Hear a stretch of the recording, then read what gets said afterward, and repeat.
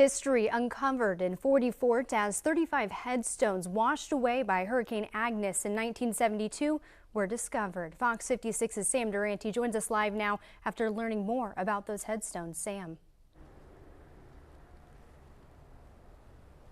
Yes, and the massive stones were discovered just a few hundred yards away from where they originally stood in the cemetery, and they were discovered 50 years later, and last Thursday. They've been buried here since last Thursday.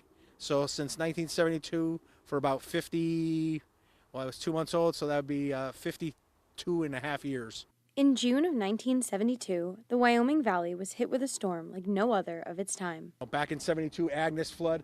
The river broke right over here in the 44th Cemetery, and we're assuming that these headstones got washed away from the power of that river breaking there. Now, over 50 years later, the headstones were uncovered from the creek by accident. We found about 35 headstones from the 72 flood while we were excavating this trail as part of our pollutant reduction plan for the Wyoming Valley Sanitary Authority. So a totally unexpected find.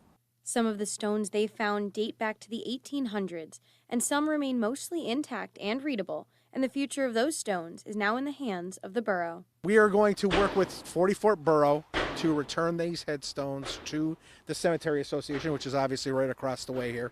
And it sounds like they're going to reach out to the families to see if any of the heirs would like the headstones, and if they don't, I think they're planning on making a memorial and educational area out of the headstones, probably right above the creek which we found them in.